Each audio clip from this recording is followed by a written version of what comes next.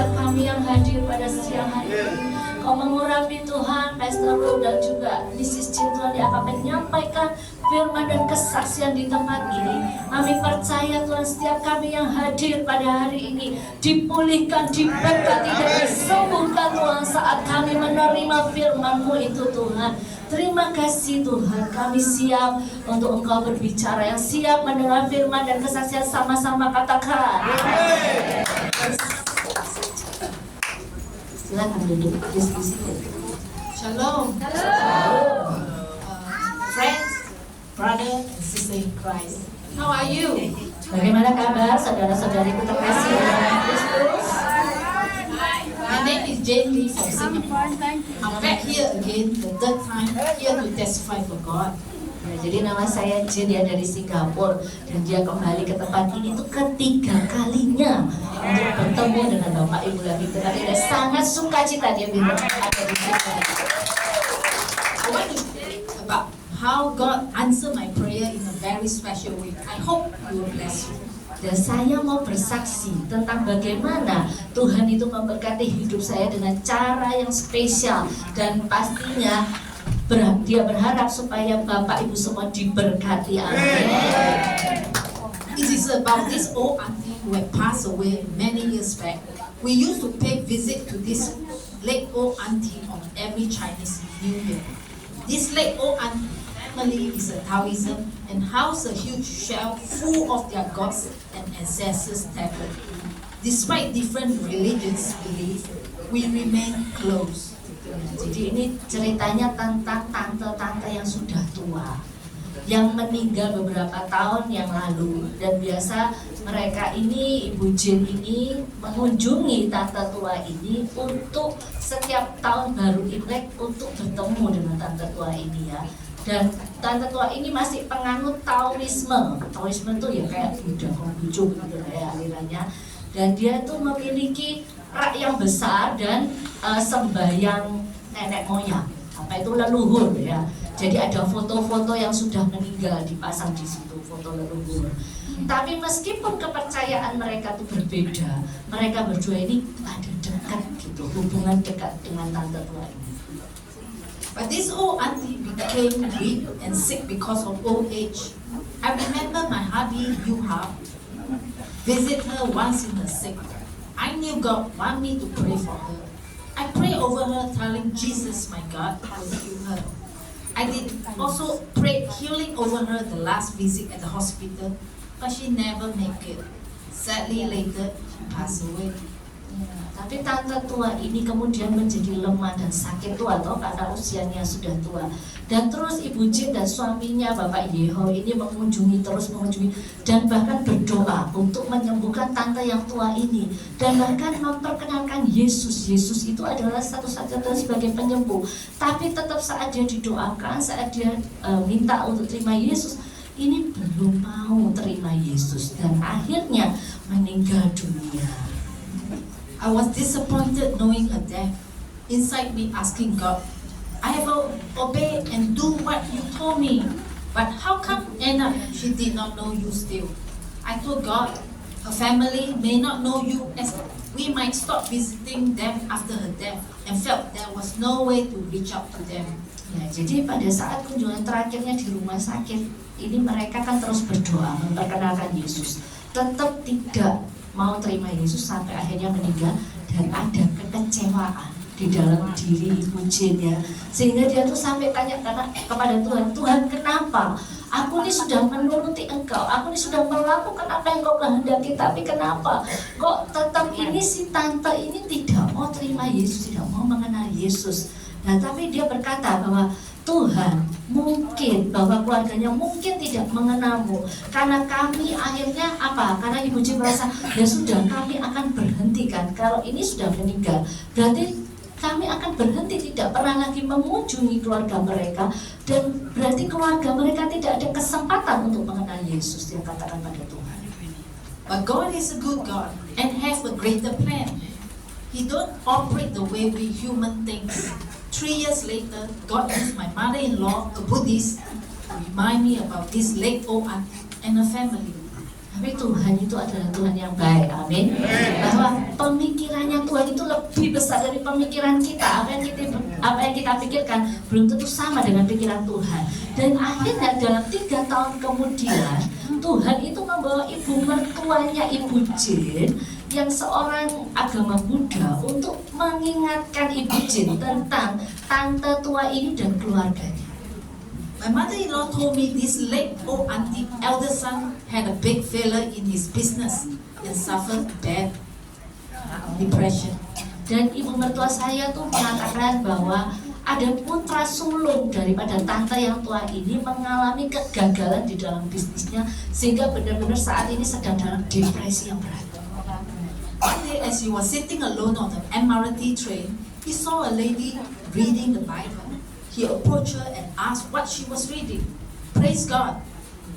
This sister in Christ started to share the gospel and she was instantly turned to God. It was a divine appointment to receive the Lord. God is great and timely. Haleluya. Jadi pada saat pria ini tadi anaknya tante tua ini dia duduk di kereta MRT itu kereta cepatnya di Singapura. Tiba-tiba ada satu wanita tuh mendatangi dia saat dia duduk. Kemudian wanita tua ini mengenalkan tentang Kristus, tentang Injil. Dan kemudian saat itu juga hatinya terbuka dan dia menerima Yesus Kristus sebagai Tuhan dan Juru Selamat. Haleluya. Saat itulah Tuhan itu selalu tepat waktu itu ada perjumpaan ilahi daripada anak laki-lakinya tante ini kepada Tuhan Yesus. I heard later he started to attend church. He started to study the Word of God in home study group. I thought my prayer is done and complete. But this year, January, God again used my mother-in-law to remind me about this late old auntie elder son again. Ya.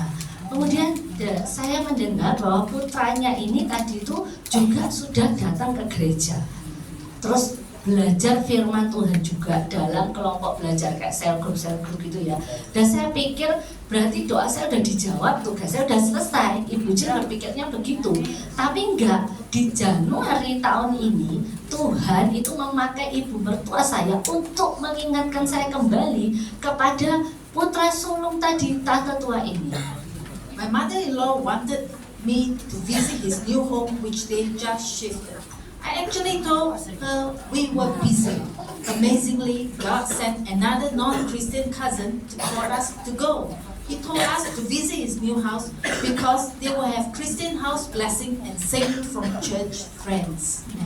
Jadi mama mertua saya tuh kepingin saya mendatangi rumah baru daripada putra sulungnya tante ini tadi loh, tante ini putranya pindah rumah baru dan kemudian ibu mertua saya memahi saya, ayo kamu datang karena dia kepingin diberkati secara Kristen rumahnya dan juga kepingin juga nyanyi juga secara Kristen di rumah itu. Tapi dia tuh sibuk.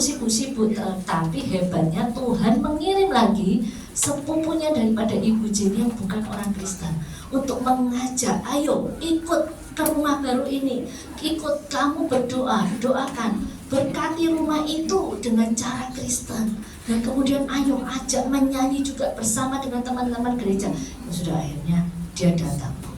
This woke me up and I instantly realized God's intention for us to be there. I felt rather ashamed being not sensitive with God and caught up with my own daily life activities. Dan langsung Ibu Jane ini sadar, dia langsung, oh ini toh maksud Tuhan. Jadi maunya Tuhan itu saya masih harus terus mengunjungi, melayani daripada putra ibu yang tua ini, tante tua ini. Dan akhirnya dia juga agak malu sih, karena kok nggak peka terhadap suara Tuhan, tapi malah sibuk terus sama kegiatan sehari-harinya. Cut the story short, we went there and heard short preaching of the words, joined singing hymns and giving prayer blessing to his new home. Praise God. His family, though isn't saved, yet witnessed everything. Praise God. His house now hangs the white cross instead of shelf of idol and ancestor tablets. Praise God. Puji Tuhan. Dan singkat ceritanya, akhirnya kan Ibu Jane dan suaminya pergi ke sana. Mereka mendengar khotbah, mereka bernyanyi lagu pujian dan mereka memberkati di rumah barunya. Puji Tuhan. Keluarganya tuh meskipun belum diselamatkan, sekarang sudah gak ada roh-roh sembayangan nenek moyang, leluhur, apapun saudara berhala. Sekarang tergantung salib saja, salib yang putih sebagai rak-rak daripada sembayangan itu semua. This elder son and his sister are attending church. Praise God. His sister even showed us this powerful verse display set we had given to her many years ago. Verse say, I can do all things through Christ who strengthened me. Amen. Amin. Dan terus putra sulung dan saudara perempuannya sudah ke gereja, Bapak Ibu, berikan kemuliaan bagi Tuhan. Karena saudara perempuannya menunjukkan kepada beliau itu ayat yang pernah diberikan oleh beliau, ayat yang sangat berkuasa. Beberapa tahun dulu Ibu Jin memberikan kepada mereka, yaitu aku dapat melakukan segala sesuatu melalui Kristus yang memberiku kekuatan. Amin. Itu ayatnya. God has taught me lesson about praying for others continually and don't stop. His name will be glorified, and it is through God's strength, ways, and might, and not by efforts. I only need to do what He called me to. Ya, Tuhan itu telah mengajarkan satu pelajaran penting tentang berdoa bagi orang lain. Jangan ujungmu berdoa bagi orang lain, jangan berhenti. Harus terus kita mendoakan banyak orang sehingga namanya akan dipermuliakan. Dan itu melalui kekuatan, cara, dan keperkasaan Tuhan, bukan oleh usaha kita, tapi kita hanya perlu melakukan panggilan Tuhan sesuai di dalam kehidupan saya. Amin. He also showed me His salvation don't just stop at one salvation, but will continue on to reach out to the rest of the family till all is safe. I need to continue remembering them in good prayer for my part, and God will do His part to review and amen in His timing. Amin. Dan kemudian Tuhan juga menunjukkan kepada saya bahwa keselamatan tidak berhenti di satu keselamatan, tapi terus dan terus dan terus akan menjangkau semua keluarganya komplit sampai semuanya diselamatkan. Amin. Dan saya harus terus mengingat mereka dan terus mendoakan mereka terus. Dan inilah bagian saya. Dan Tuhan pasti akan melakukan bagiannya untuk menyingkapkan segala hal pada waktunya Tuhan. Amin. I want to encourage everyone that God remember and keeps every promise and will accomplish them according to His will, plan, and timing, not ours. It will come to pass revealed to us. Ya, Ibu Jin ingin memberikan semangat kepada kita semuanya bahwa Tuhan selalu mengingat dan menepati doa-doa yang kita minta dan pasti mengabulkannya sesuai dengan kehendaknya. Rencana dan waktunya Tuhan yang terbaik itu bukan milik kita, dan itu semua akan terjadi dan akan diberikan kepada kita semua. Berikan kemuliaan buat Tuhan. Don't give up praying for your loved one. God hears our cry and will crush down their wall of unbelief until all is safe. Amen and praise to our Lord. I thank Jesus for God who hear and answer my prayer. Amen. Ya, terakhir kali pesannya, jangan menyerah berdoa untuk orang-orang yang Bapak Ibu cintai atau kasih, karena Tuhan mendengar seruan doa kita dan Dia akan meruntuhkan setiap tembok-tembok ketidakpercayaan mereka sampai semua orang di sekitar kita itu dan keluarga kita diselamatkan. Amin. Puji Tuhan. Dia bersyukur kepada Tuhan Yesus, dan karena Tuhan Yesus sudah mendengar dan menjawab doa daripada Ibu Jin. Berikan kemuliaan bagi kita. Ya, mau ya, dari Ibu Jin. Sekarang Firman.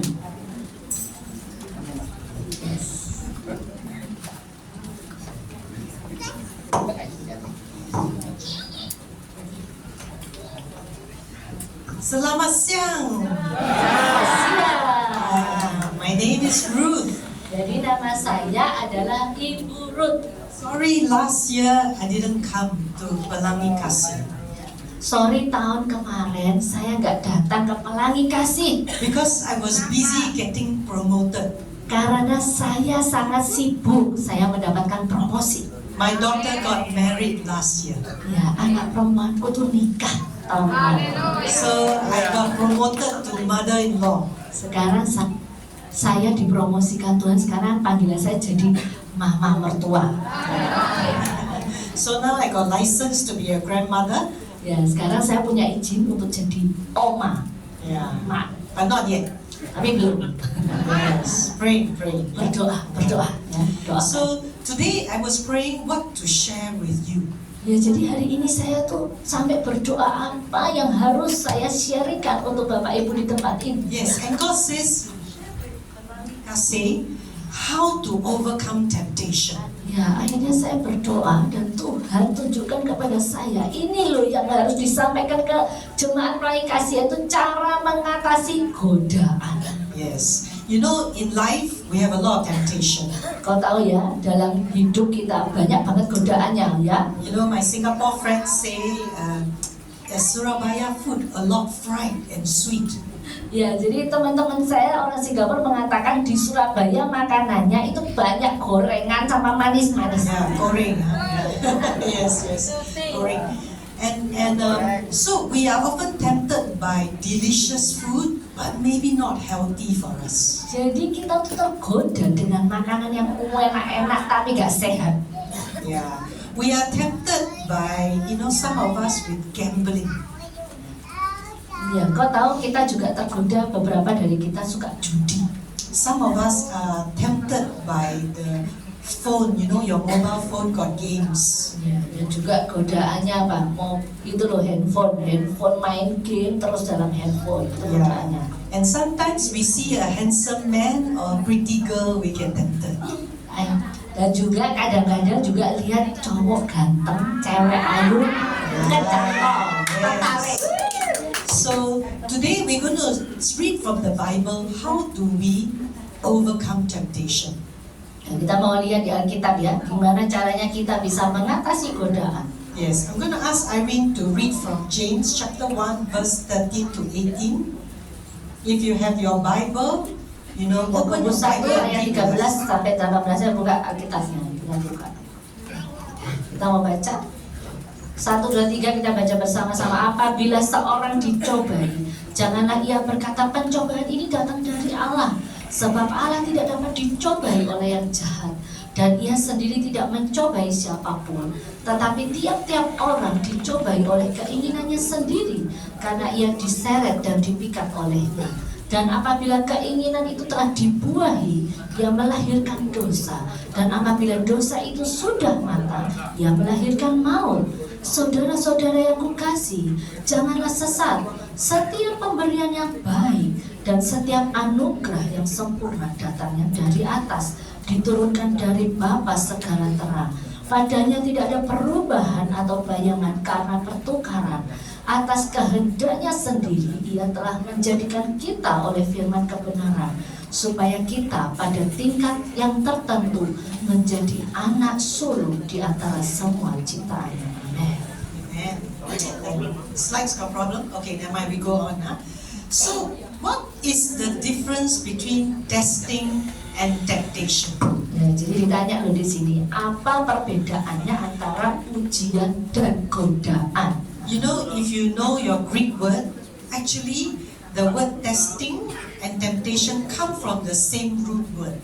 Nah, kalau kita lihat bahasa Ibraninya itu sama ya, akar katanya itu sama antara ujian dan godaan. But the Bible distinguish between the two. There's a difference. Tapi di dalam Alkitab itu ada perbedaan antara keduanya ini.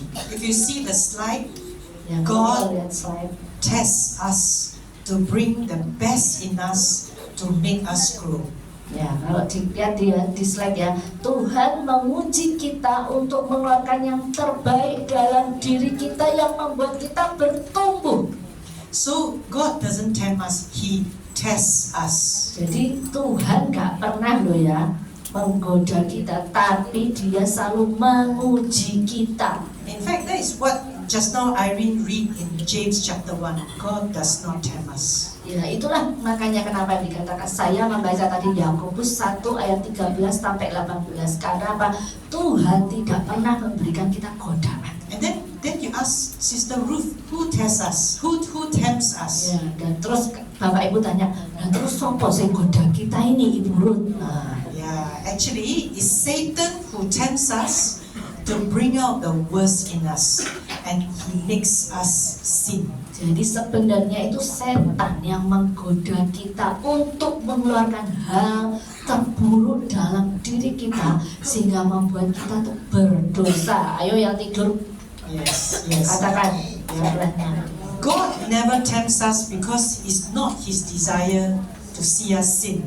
Ya, Tuhan itu tidak pernah menggoda kita karena keinginannya tidak membuat kita itu berdosa. But God tests us Tapi Tuhan menguji kita because in the testing he sees us grow. karena di dalam ujian itu Tuhan mau melihat kita itu apa? Bertumbuh. So sometimes you don't understand why you suffer from trial and testing. Jadi kadang engkau tuh gak paham kenapa ya Tuhan hidupku ini kok menderita penuh dengan ujian. God is at work to make you grow. Tuhan itu sedang bekerja untuk membuat engkau bertumbuh. Amin. Yes. However, temptation comes from immoral or sinful desire. Dan yang namanya godaan keluar daripada immoral, dari keinginan nafsu, daripada duniawi, dan itu dosa penuh dengan. So let me explain temptation a bit more. So today's topic is going into temptation, talking more about temptation. Jadi pada siang hari ini kita mau berbicara lebih banyak tentang godaan. Let me explain with the next slide to what is temptation. Now, first point I want to tell you is temptation destroys us. Ya, jadi di sini nextnya adalah bagaimana kita mengatasi godaan, bagaimana godaan itu bisa merusak kita. Yes, go home and read verse 13 and 15 again. Temptation destroys us. Ayat 13 sampai 15, godaan itu menghancurkan kita. Kita baca ya bersama-sama ya. Apapun boleh. Ya, ayat 13 sampai 15 itu godaan menghancurkan kita. Second thing I want to tell you is that your trust in God will deliver you. Yang kedua adalah kebenaran dari Tuhan itu membebaskan kita. Amin. Amen. And you go home and read verse 16 to 18. It tells you that. Ya, dan saat engkau pulang ke rumah, engkau baca ayatnya di 16 sampai 18. Engkau akan mendapatkan itu. So if you go to the next slide, I explain how temptation happens. Jadi pada slide berikutnya kita akan melihat bagaimana godaan itu terjadi. So I bring you, those who go to school know this is called a flow chart. Ya, kalau yang sekolah itu tahu ini kayak flow chart. Yes. Ada So skema. correct. So Satan dropped a bait to appeal to your sinful nature inside. Satan knows what bait. Bait is when you go fishing, you have to put a small little fish or maybe bait, a ball. So Satan knows which bait to use on you. Some of us, the bait is money. Money tempt you. Some of us, the bait is woman or man. And some of us is power. So usually it's either these three, money, woman, maybe could be men also, and then power.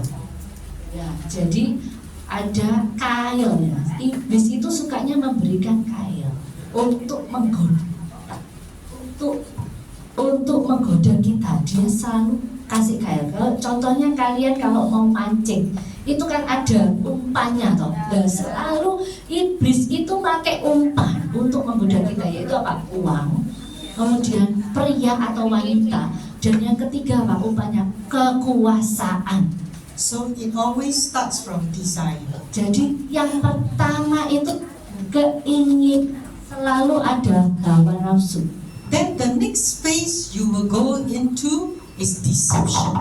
Dan akhirnya setelah ada keinginan menginginkan, itu turun lagi masuk ke dalam muslihat, tipu muslihat. Most of the time the sinful nature comes in the mind first, then the body. Ya, jadi pikiran untuk berbuat dosa itu masuk di dalam pikiran, masuk dulu kemudian ke tubuh kita. And we our minds start to believe a lie. Akhirnya pikiran kita percaya akan kebohongan. And then the next phase after deception is disobedience. Dan setelah kita masuk lagi lebih nak dipumus dengan iblis, kita masuk di dalam apa? Pembangkangan, gak nurut akan firman. Yes, at the deception stage, we start to bite the bait. The fish start to eat the food. Nah, akhirnya apa? Langsung dimakan ya. Yeah. Ikannya tuh makan umpannya yang kita kasih gitu loh. And when that happens, the temptation and our, sinful nature mixed together, the outcome is sin. Ya, dan akhirnya godaan dan karakter kita secara alami itu yang penuh dosa itu kena, akhirnya kita jatuh dalam dosa. And the last stage is death. Akhirnya level berikutnya apa? Stage berikutnya yaitu kematian setelah kita terkena dengan masuk dalam jebakan daripada iblis. Can you see my small fish there, date fish? Ya, di situ loh pertamanya kan dipancing ikannya, menginginkan itu pancingan, ya toh. Setelah ikannya nangkep umpannya langsung mati karena digoreng. Yes, yeah. So, temptation is a slippery slope.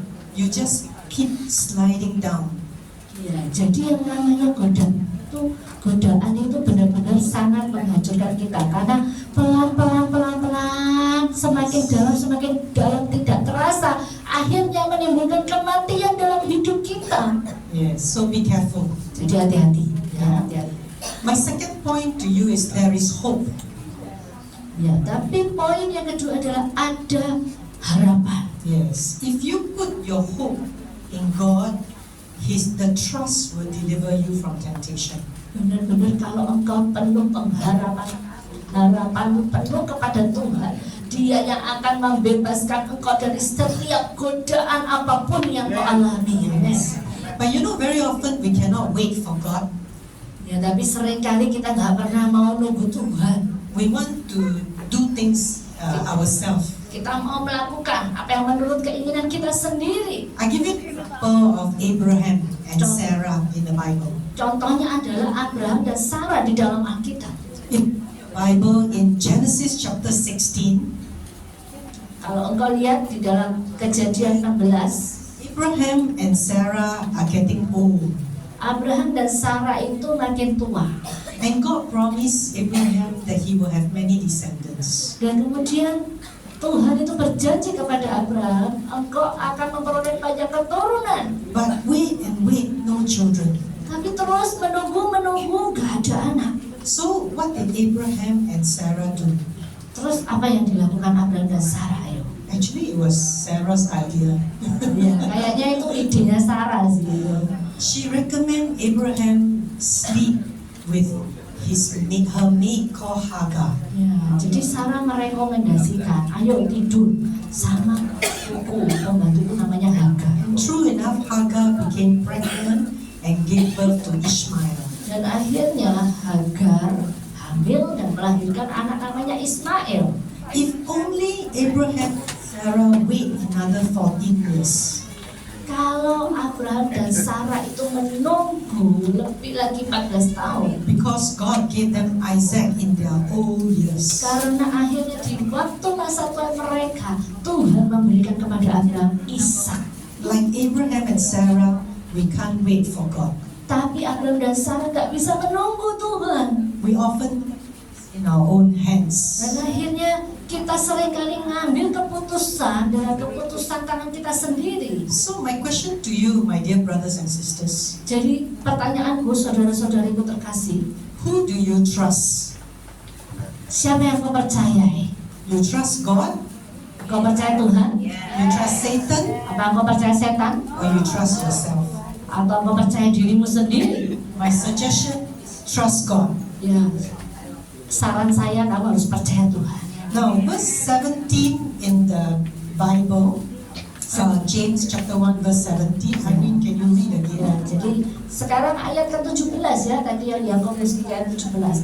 Setiap pemberian yang baik dan setiap anugerah yang sempurna datangnya dari atas, diturunkan dari Bapa segala terang, padanya tidak ada perubahan atau bayangan karena pertukaran. Amin. Amen. It says, does not change like shifting shadows. Ya, ini dikatakan tidak ada perubahan atau bayangan karena pertukaran. Yeah, actually, Apostle James is using a sundial to describe this impact of a shadow. Jadi Yakobus ini memakai yaitu apa, matahari ya, matahari untuk mendeskripsikan tentang hubungannya matahari dengan bayangan. If you go to the next slide, I bring you a picture of a sundial. Nah, ini kalau kita lihat daripada waktu matahari terbit. Nah, kita lihat ini. Yeah, last time people used, when before the clock was discovered or invented, people used sundial to tell the time. Jadi pada saat itu ada sundial itu seperti apa ya, petunjuk untuk matahari itu sebelum mereka tuh bisa ngerti waktu daripada matahari terbit. And they do this because of the shadow that comes in between us and the sun. Nah, ini karena ada bayangan yang terjadi antara kita dengan matahari. Now, you need to know that it's not the sun who shifted, but the earth. Ya, ini bukan matahari berputar ya. Kita tahu semua ya, yang berputar apa? Bumi. Ya, bukan matahari. Tapi So when Apostle James used the sundial to describe, he's saying that God is the unchanging eternal God. ya, jadi pada saat Rasul daripada Yakobus ini memakai alat untuk melihat matahari, dia itu melihat bahwa Tuhan, dia adalah Tuhan, tidak pernah berubah, kekal untuk selama-lamanya. Dia adalah Allah kekal dan tidak berubah. Do you know that when it's 12 o'clock, there's no shadow? Engkau tahu bahwa pada saat jam 12 yang tepat tidak ada bayangan. So that means the sun is directly above the sundial. That's why no shadow. Jadi benar-benar matahari sedang di atas kepala kita persis, makanya nggak ada bayangan. And so Apostle James is describing that God is totally reigning over us, directly above us. Ya, jadi benar-benar Rasul Yakobus itu menunjukkan benar-benar Tuhan itu ada tepat di atas kita. Dia tuh menyinari kita tepat di atas kita persis. So if you have God directly reigning over you, you will be able to deal with temptation. Ya, jadi kalau Tuhan sendiri itu menyinari engkau tepat di atas kepalamu, pastikan engkau tidak akan terkena yang namanya godaan. Engkau pasti lolos daripada godaan. Yes. Amen. Now let me give you 3 practical applications. So after today, you go home, you learn 3 things from me how you overcome temptation. Ya, jadi kita mau belajar ya, bagaimana kita nanti mempraktekannya di dalam 2-3 hari lagi. Nanti engkau akan mengecek bagaimana engkau ini menang nggak, bisa menang terhadap godaan atau enggak. And I will show you scripture verse because all these didn't come from Ruth, but it comes from the Bible. Ya, tapi ini semua adalah datangnya dari Alkitab, bukan datang dari saya, Ibu. Number 1, flee from temptation. Yang pertama, jauhi godaan. Number 2, fight the devil. Yang kedua, lawan iblis. Number 3, focus on God. Yang ketiga, fokus pada Tuhan. Yes, let's go through them one by one. Ayo kita sekarang lihat satu persatu penjelasannya apa. Don't fight temptation. Engkau harus berperang dengan godaan. Most likely you cannot win. Engkau pasti tidak bisa menang. The wisdom from the Bible is just avoiding. Hikmat yang dari Tuhan sesuai Alkitab adalah apa? Jauhi godaan. Because temptation always start from little bit. Karena godaan itu mulai dari kecil, sedikit, And you cannot see the impact, it will slowly get bigger and bigger. dan impactnya, pengaruhnya jadi besar, makin besar dan makin besar lagi. I'm going to ask Irene to help read every one of this verse that I show you. Ayo kita mau baca ya semua Alkitab. It actually asks us to run away like that. They run away from temptation. Ya, di sini kan gambarnya nih loh, laki-lakinya lari, ya lari, soalnya lari dari godaan, nggak mau dekat-dekat. Ya bukan, 1 Korintus 6 ayat 18, yang tidur bangun, dibanguni ayo. Jauhkanlah dirimu dari pencabulan. Setiap dosa lain yang dilakukan manusia terjadi di luar dirinya. Tetapi orang yang melakukan pencabulan berdosa terhadap dirinya sendiri. Yes.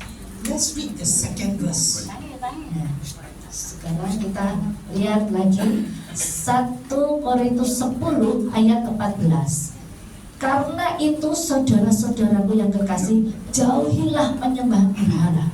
Dan di 2 Timotius 2 ayat 22. Sebab itu, jauhilah nafsu orang muda, kejarlah keadilan, kesetiaan, kasih, dan damai bersama-sama dengan mereka yang berseru kepada Tuhan dengan hati yang murni.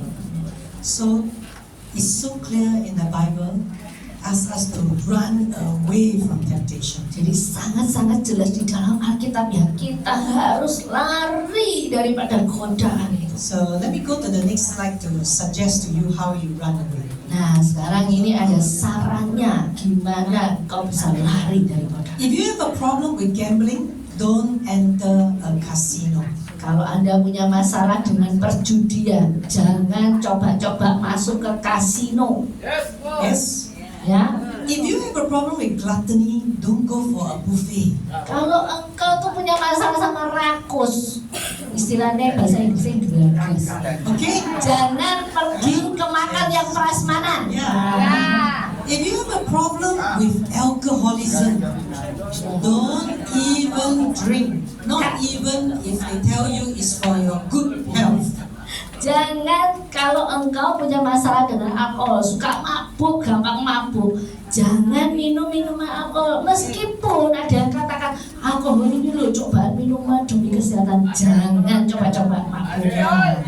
If you have a problem with sensuality, don't even go to any porn website on your Iya, harus phone or hati-hati. your computer. Nah, ini hati-hati. Kalau engkau punya masalah dengan seksualitas, kecanduan yang namanya hawa nafsu pornografi, engkau jangan coba-coba masuk ke dalam situs porno. If you have a problem with lust, don't even look into a glamour magazine. Kalau engkau punya masalah dengan yang namanya nafsu, jangan suka lihat majalah glamor. Nafsu tuh kepingin beli ini, kepingin beli itu, kepingin beli lagi terus. Dan jangan lihat majalah yang glamor-glamor yang tas-tas, sepatu-sepatu gitu. In other words, don't fight temptation, just run. Ya, dan yang terakhir, jangan engkau malah melawan godaanmu, jangan coba-coba berperang dengan godaanmu, tapi engkau harus lari dari godaan. Run far, far away. Langsung lari jauh-jauh, pergi. Now, number 2, Sekarang yang kedua, fight the devil. kita harus melawan iblis. The problem with us many Christian is we try to fight temptation and we flee from the devil. Ya, banyak orang itu mencoba melawan godaan dan lari dari iblis. Actually, the Bible tells us to flee from temptation and fight the devil. Ya, dan tapi di Alkitab dikatakan kau harus lari dari godaan, tapi harus kau melawan iblis. Do you know when you fight the devil will flee from you?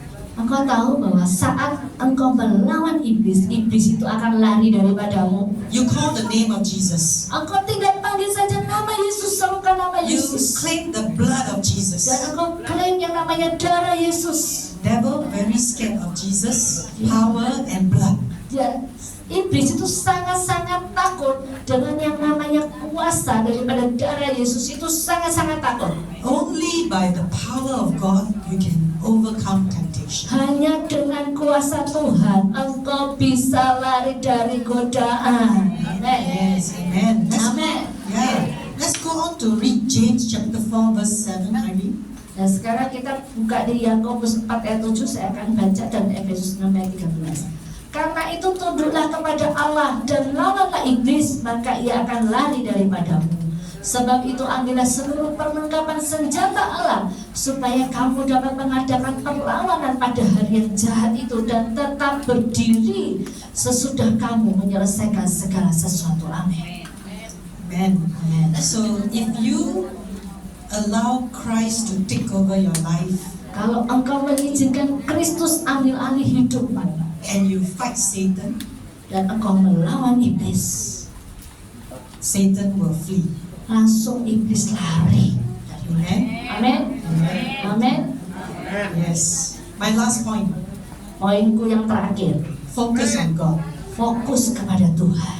Ever wonder why a fish which has a very thin skin, like few millimeter only the skin, Ya. and yet the fish can go deep under the ocean and withstand the water pressure.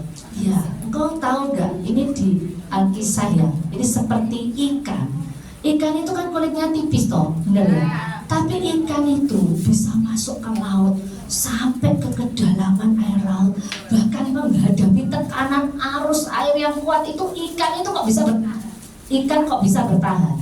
And then if you compare against a submarine, a big ship, it has inches very, very thick steel, and it cannot handle the pressure of the water easily.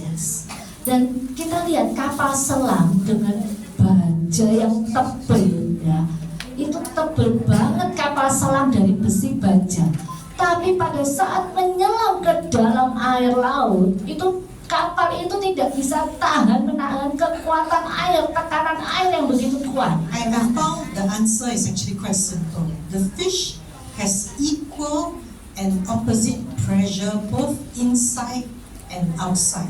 That's why the fish will not crumble under pressure. It's balanced inside and outside. Ya, jadi kenapa? Jawabannya karena ikan itu punya tekanan yang sama dan berlawanan yang baik di dalam maupun di luar daripada tubuhnya. Itulah sebabnya kenapa ikan gak bisa hancur kena tekanan air itu. That's why we need to be like the fish. Kita harus sama seperti ikan. Okay, so we go to the next slide. Kita lihat slide berikutnya. Like the fish, we need to develop positive pressure inside. Seperti ikan kita harus mengembangkan tekanan positif di dalam tubuh kita. Because we face a lot of outside pressure of temptation. Ya, karena di luar itu banyak banget itu godaan-godaan di luar sana. Only if we build up the positive things of God inside, Hanya kalau kita punya positive thinking, tumbuhkan positive thinking kita di dalam Tuhan, di dalam ini, then we will be able to overcome the pressure of temptation outside. nah, dan kita bisa menghadapi, kita bisa mengatasi godaan-godaan yang dari luar yang datang mendatangi kita. Let me say it one time, Bisakah saya katakan sekali lagi? Sendiri. Overcome temptations outside by focusing on God inside.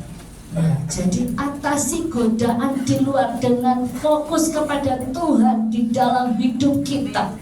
Yeah. Amin. Amen. Amin. I'm going to ask Irene to read from Psalm 119, 9 to 11. Kita buka di Mazmur 119 ayat 9 sampai 11. Dengan apakah seorang muda mempertahankan kelakuannya bersih, dengan menjaganya sesuai dengan firman-Mu. Dengan segenap hatiku aku mencari Engkau. Janganlah biarkan aku menyimpang dari perintah-perintah-Mu. Dalam hatiku aku menyimpan janji-Mu, supaya aku jangan berdosa terhadap Engkau. Yeah. Amen. Amen. In closing, I want to share with you my testimony. Dan secara kesimpulan saya mau sharing tentang kesaksian saya. How I overcome temptation. Ya, bagaimana saya ini bisa melawan daripada menjauhi godaan. Actually, it's very simple. I memorize scriptures to help me. Jadi gampang banget, sederhana. Saya selalu mengingat setiap ayat-ayat di dalam Alkitab yang saya baca. I give you a simple example. Every time I think about taking things like stationery, from the office that don't belong to me, I want to bring home, Exodus chapter 20 verse 15 will come up. Thou shalt not steal. Ya, pada saat saya mau mencuri alat-alat tulis yang ada di kantor saya, tiba-tiba firman Tuhan mengatakan di dalam Keluaran 20 ayat 15, jangan mencuri. Yeah, pancuri, yeah. Mencuri. Pancuri, yeah. Okay. Next thing, every time I feel angry with my colleague or angry with my family, I want to say something negative, all the wrong words come out. The word of God will come. Ephesians 4 chapter 29. Let no unwholesome word come out of your mouth, but only that which is helpful for building other people up. Dan pada saat saya marah sama teman kantor saya mau mengata-ngatai kata-kata negatif, memaki-maki teman kantor saya, keluar Efesus 4 ayat 29, tiba-tiba janganlah ada perkataan kotor keluar dari mulutmu, tetapi pakailah perkataan yang baik untuk membangun. Tiba-tiba langsung keluar begitu karena ingat terus ayat Alkitab. And lastly, every time I see a handsome young man, a lot of muscle, then my imagination run wild.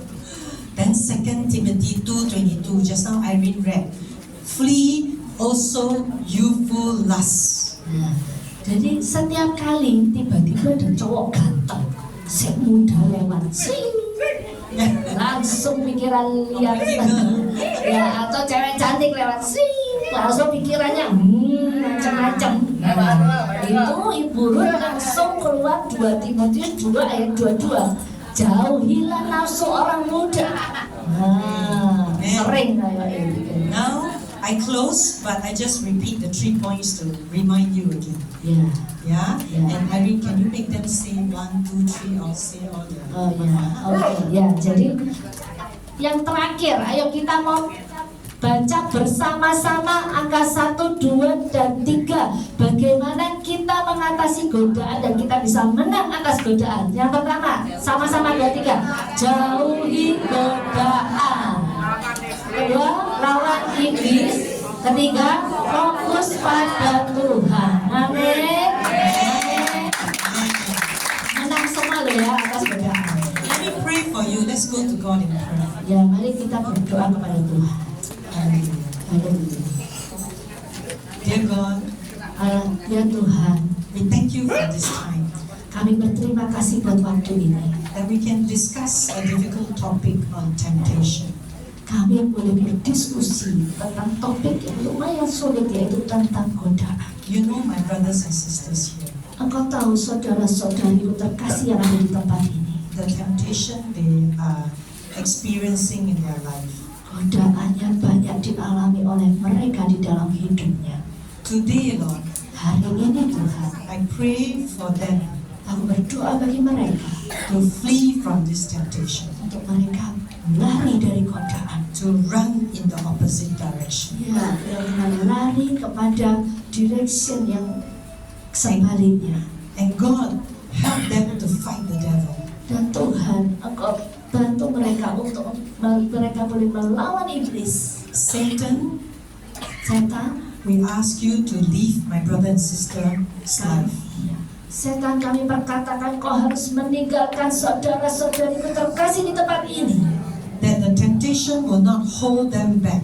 Dan biarlah godaan itu tidak terus memegang mereka untuk mereka kembali. We speak to you in the name of the power and the blood of Jesus. Kami perkatakan di dalam nama, di dalam kuasa, dan di dalam nama darah Yesus. And finally, Lord, help my brother and sister make a decision to focus on God.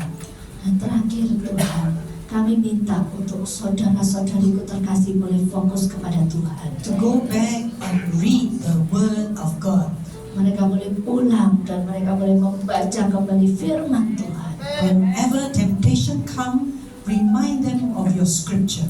Dan pada saat godaan itu datang, biarlah Engkau mengingatkan kembali tentang ayat-ayat Alkitab untuk mereka. Remind them to quote the scripture back to the devil. Dan biarkan Engkau mengingatkan mereka untuk mereka ingat akan ayat firman yang mereka baca dan mereka boleh melawan iblis And be set free. dan bebaskan, merdekakan mereka Tuhan. In the name of Jesus we all pray. Dalam nama Yesus kami semua berdoa dan berkata amin.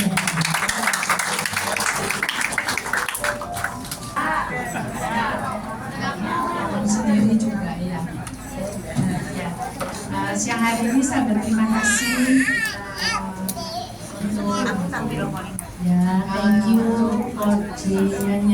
testimony Ya, untuk terima kasih for your ministry. firmannya sederhana tapi itu kejadian sehari-hari The message is simple and every day. susah untuk kita bisa lakukan ya. Dan itu kejadian sehari-hari kita ya. Every day we have, and it's very difficult for us to win over our temptation, to overcome the temptation. Terima kasih juga untuk tim Singapura lain Thank sudah you for another Singaporean team melayani kita ya. already come here and ministry us. Thank you.